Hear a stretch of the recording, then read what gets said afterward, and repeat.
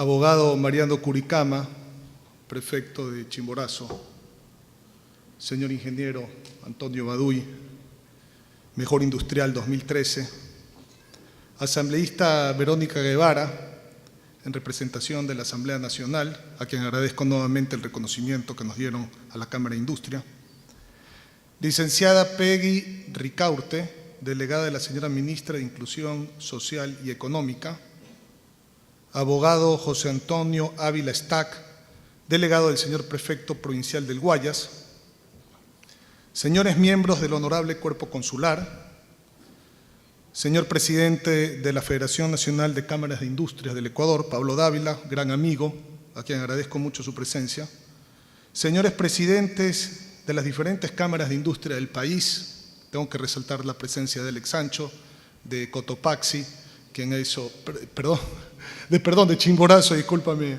Alex, quien ha hecho un gran trabajo y quien, gracias a él, tuve el honor de conocer al prefecto Mariano Curicama, y para mí ha sido un honor, desde que lo conozco, poder compartir algunas ideas con ustedes. Gracias, Alex, por haber hecho esa introducción con Mariano. Señores presidentes de todas las cámaras de industrias del país, señores presidentes de las cámaras de la producción, señores expresidentes y directores de la Cámara de Industrias de Guayaquil, señoras y señores, amigos todos. En el nombre del Consejo Directivo de la Cámara de Industrias de Guayaquil, les doy a todos la más cordial bienvenida. No podríamos estar celebrando estos 77 años sin ustedes, los afiliados, ya que la institución se debe a ustedes y eso se agradece. Igualmente quiero agradecer a mis queridos amigos Francisco Alarcón Alcíbar, presidente alterno, y a Bruno Leone, primer vocal, a todos los vocales, directores, funcionarios y a cada una de las personas que integran esta institución por su empeño, dedicación y solidaridad. El trabajo que hacemos es la suma del esfuerzo de cada uno de nosotros, entendiendo que los logros son colectivos. Gracias una vez más a todos que por 77 años han hecho y hacen posible hoy que brille ese nombre y que exista esta historia. Compartimos con ustedes que desde hace varios meses estamos de vuelta en nuestra sede institucional. No podemos dejar de mencionarles que las muestras de solidaridad y de apoyo han sido incuantificables e invaluables. Hoy tenemos más empresas afiliadas a la Cámara a pesar de los momentos tan duros que vivimos y a pesar de que el Consejo Directivo aprobó por unanimidad pedir una cuota extraordinaria a nuestros afiliados para cubrir los importantes gastos que se derivaron de dicho acontecimiento. Esto nos lleva a concluir que nos hemos fortalecido mucho más como institución a pesar de las severas adversidades. Ustedes nos han hecho ver con claridad que hay una marcada diferencia entre hacer una actividad gremial y hacer una actividad gremial que marca la diferencia. En nombre del Consejo Directivo, les agradecemos profundamente a todos ustedes, a los afiliados, a nuestros amigos y familiares, a las demás cámaras de la producción y en especial a Eduardo Peña, presidente de la Cámara de Comercio, con quien hemos trabajado de la mano para salir adelante. Muchas gracias a todos y cada uno de ustedes por ese respaldo incondicional. ¿Cuál es este?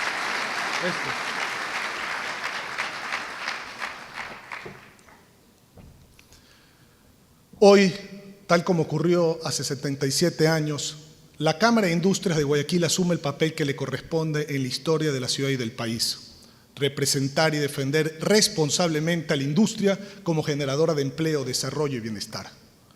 Los tiempos que vivimos no se caracterizan por la estabilidad debido a las distintas variables que enfrentamos a diario. En medio de esta realidad, como presidente de los industriales y empresarios, los invito nuevamente a través de este discurso a una reflexión que trasciende el tiempo y el momento que vivimos para seguir construyendo juntos el futuro, con la convicción de que para lograr el país que todos anhelamos se requiere de coraje y de trabajo inteligente e incesante. Este magno objetivo vuelve indispensable el espíritu de bloque a través del diálogo inclusivo y pluriparticipativo que potencie nuestras facultades y probabilidades de éxito. Es indiscutible que el Ecuador que vivimos dista mucho del que anhelamos. Hoy sufrimos porque ciertos funcionarios que ostentan el poder no lo usan para solucionar, sino para culpar. Hoy tenemos un país en donde pensar diferente hace enemigos. Hoy tenemos un país en donde quien da servicio a la gente primero averigua si piensa igual o diferente para saber si eso generará un problema o una ventaja. Hoy tenemos un país en donde el jefe de Estado da una orden y los mandos medios la desobedecen de manera soterrada. Hoy tenemos un país en donde se cuestiona si lo legal es legítimo y si lo legítimo es legal. Hoy tenemos un país en donde muchas veces se va en contra de lo que es justo para conseguir el elogio de los demás. Hoy tenemos un país en donde pareciera que se habla y no se dialoga. Hoy tenemos un país en donde se marcan en discursos las oportunidades, la estabilidad, el progreso y el bienestar, y sin embargo se aprueban leyes y reglamentos que van en contra de todo eso. Hoy tenemos un país en donde los colores están por encima de las ideas y los sentimientos. Hoy tenemos un país en donde los jóvenes que incursionan en la política son achacados como los responsables de los problemas que ellos no causaron, pero que quieren resolver. Hoy tenemos un país en donde la ansiedad prima semanalmente en los hogares cuando la política arremete contra los que piensan diferente. Hoy tenemos un país en donde los políticos dicen que los empresarios son los malos y culpables y los empresarios dicen que esos malos y culpables son los políticos. Hoy tenemos un país que cuando se dice pueblo no estamos incluidos los empresarios. Hoy tenemos un país donde pareciera que el bienestar lo genera el Estado y no la empresa privada.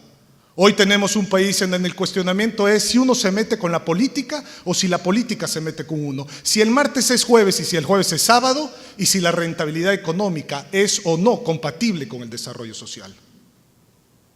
Por eso afirmo que lo que vivimos dista mucho del país que queremos. Cuando uno habla que es distinto, no solo hay que decirlo, hay que vivirlo, siendo el reflejo de la sociedad que desea. Alimentemos el criterio para actuar con prudencia. Recordemos que la sabiduría consiste en saber cuál es el siguiente paso y la virtud es llevarlo a cabo.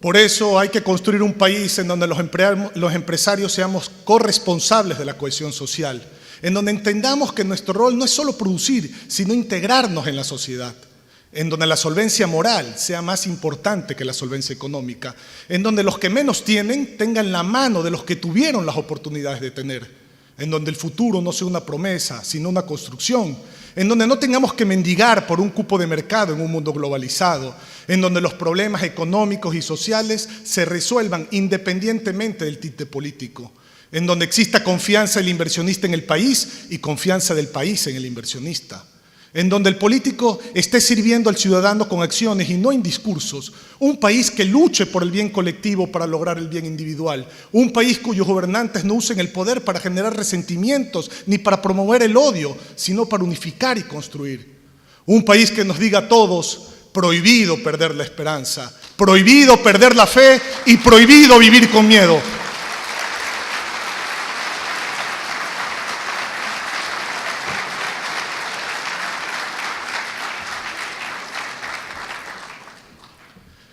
Hugo Grocio nos decía: un Estado debe ser una corporación perfecta de hombres libres, unidos para disfrutar derechos y ventajas comunes. Pero ese Estado se construye con instituciones, conectándonos con los jóvenes, con la base de la pirámide, fomentando la responsabilidad individual, pero sobre todo llamando al diálogo a todos los actores sociales, sin hacer distinción política. Trabajadores, empleadores, sindicatos, academia, gobierno y sociedad civil en general. Solo así podremos generar una propuesta de acción que busque construir consensos con el fin de enfrentar la pobreza y la indigencia, la desigualdad y la exclusión, la discriminación y la marginalidad y todas las formas de dispersión que se han arraigado en la sociedad. Solo así se logra cohesión social. La Comisión Económica para América Latina y el Caribe, CEPAL, define la cohesión social como la dialéctica entre mecanismos instituidos de inclusión y exclusión sociales y las respuestas, percepciones y disposiciones de la ciudadanía frente al modo en que ellos operan. A partir de esta contradicción dialéctica, la CEPAL propone analizar el tema desde una relación dinámica entre factores que actúan uno en función del otro. Por ejemplo, política social y solidaridad social, sinergias entre equidad y legitimidad, las tesis de transformación económica y las cambiantes interacciones sociales, los intereses colectivos y los individuales o sectoriales, igualdad y diversidad social, etc. En esta visión, ubica a la ciudadanía como el centro de las valoraciones sociales, de manera que la búsqueda de la cohesión social deviene fin y medio a la vez. Entonces, si la ciudadanía es el centro de la valoración social, es evidente que hoy ya no funciona la política de la fuerza. Ya no funciona la política maquiavélica basada en la herencia divina. Hoy solo funciona la política que busca el consenso porque la sociedad ya no recepta la información. Ahora la produce y la construye unos con otros. Sin embargo, aún se hacen leyes para coartar la comunicación y la expresión de esa sociedad. ¡Qué locura! Hoy todos tenemos un teléfono y una cámara fotográfica. Hoy todos somos periodistas. El silencio y la libertad no combinan moralmente. No dejemos que el miedo sustituya la verdad. La peor situación que podemos vivir es cuando todos le temen a uno y uno le teme a todos. Así jamás se logrará cohesión social. Por el contrario, para construirla es menester definir responsabilidades compartidas y complementarias, tanto en el ámbito privado como en el ámbito público, pero siempre dentro de un escenario democrático. Recordemos que la democracia en su concepción más pura y simple implica un principio de libertad, de equidad social y económica. Recordemos el artículo 1 de la Declaración Universal de los Derechos Humanos que contiene el siguiente texto. Todos los seres humanos nacen libres, iguales en dignidad y derechos y dotados como están de razón y conciencia, deben comportarse fraternalmente los unos con los otros. Por lo tanto, lo primero que deben reconocer los gobiernos es que los medios para hacer realidad la igualdad de derechos están en la producción y para producir hay que trabajar. El trabajo es la base del progreso y la producción es su fruto que se expresa en riqueza, creada en un ambiente propicio bajo las normas de un Estado de Derecho, garante de la libertad, garante de la propiedad y de la competencia honesta, cuyas autoridades tengan capacidad para asegurar a los ciudadanos el acceso a la infraestructura y a las facilidades de la tecnología, de la información y la comunicación. Juan Jacobo Rousseau expresó en 1750 en su discurso sobre el origen de la desigualdad algo que es hoy, más de 2 siglos y medio después, verdad en toda la dimensión de la palabra. Si me hubiese sido dado a escoger el lugar de mi nacimiento, habría escogido una sociedad de una magnitud limitada por la extensión de las facultades humanas, es decir, por la posibilidad de ser bien gobernada. Un Estado en donde todos los particulares, conociéndose entre sí, no pudiesen sustraerse a las miradas y a la sanción pública. Yo habría querido nacer en un país en donde el gobernante y el pueblo tuviesen un mismo y solo interés, a fin de que todos los movimientos de la máquina social no tendiesen más que hacia el bien común, lo cual no puede hacerse a menos de que el pueblo y el gobernante sean una misma persona. De esto se deduce que yo habría querido nacer bajo el régimen de un gobierno democrático, sabiamente moderado. Hace 263 años, Rousseau precisó lo que ahora entendemos como cohesión social, una sociedad bien gobernada, un Estado en el que la corrupción no sea ocultada, pues quienes lo manejan no pueden sustraerse al escrutinio público de sus actos y, cuando fuera el caso, a la sanción. Un Estado en el que el gobierno y el pueblo tengan intereses compartidos en la búsqueda del bien común. En fin, un Estado bajo la administración de un gobierno democrático. Así pues, la historia nos enseñó también que la construcción de esa utopía llamada comunismo no pudo detener, ni siquiera invocando a la igualdad social, el afán de progresar y desarrollarse con el que el ser humano organiza su vida y produce. Buscando eso que para muchos constituye mala palabra cuando no se benefician de ella, un lucro legítimo a sus capacidades físicas e intelectuales.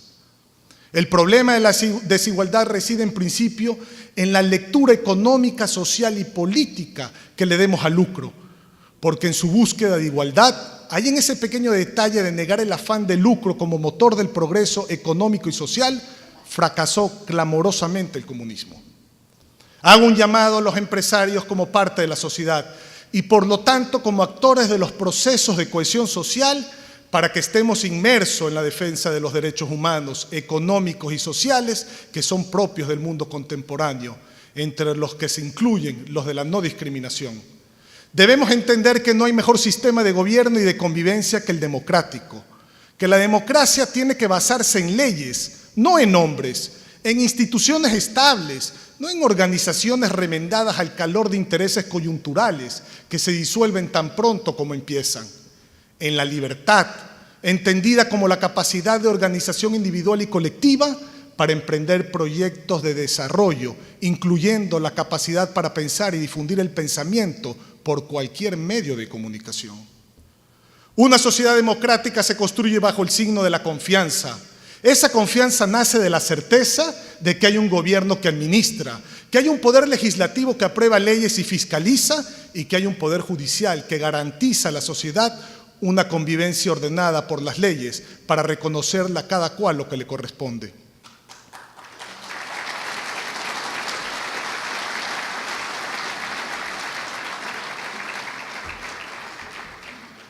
Por ende, los gobiernos deben promover la articulación público-privada-academia para reducir los índices de subempleo e informalidad, ajustando las políticas laborales a la heterogeneidad que existe. Deben evitar políticas contradictorias y más bien promover los mecanismos de apoyo y las políticas pro inversión, generando incentivos a las empresas. Deben definir claramente los sectores estratégicos, evaluar lo mal hecho y depurar lo que no funciona para generar simplificación administrativa y evitar confusiones. Se deben focalizar subsidios y en general evitar la competencia de lo público en lo privado. El resultado, un buen clima de negocios y la construcción de la confianza, que es lo que permite la inversión y el empleo. La confianza, a su vez, hace que los ciudadanos acepten pagar los tributos que generan por sus actividades productivas sin tomarlos como una carga que eventualmente les privaría satisfacer otras necesidades. Esto ocurre cuando los ciudadanos advierten que la utilización de los impuestos que pagan no son un festín de la corrupción de ciertos administradores del Estado. Pagar impuestos y la buena utilización de los mismos es parte de la responsabilidad social de todos y es un principio fundamental de solidaridad que tiene efectos trascendentales sobre la cohesión. Esta responsabilidad social de pagar tributos se inscribe en el comportamiento empresarial actual y su contraparte debe ser un Estado moderno, transparente, impoluto y eficiente que informe cómo se utilizan esos recursos que le pertenecen a la sociedad. Estimados amigos, existen realidades cambiantes que demandan definiciones políticas para dar las respuestas que más se ajusten a las necesidades de mantener la democracia. Mientras la pobreza sea un pretexto para, en nombre de ella, crear más inequidad, alegando que los de abajo deben ir hacia arriba y viceversa, cuando nos demos cuenta ya habremos perdido nuestra razón de ser como empresarios. Max Weber nos decía que ni el trabajador ni el empresario son sustituibles en la política y en la economía, o sea, en el quehacer íntimo y primigenio de una sociedad. Entonces, en la búsqueda del país que queremos y sabiendo que la cohesión social es un pilar fundamental del mismo, tenemos y debemos obligarnos a fijar con pragmatismo cuál es la ruta por la que debemos transitar para alcanzarla. Esa ruta no puede ser ajena a la convergencia de lo público y lo privado. Esa ruta, amigos, no puede ser ajena a la libertad y a la democracia. Muchísimas gracias.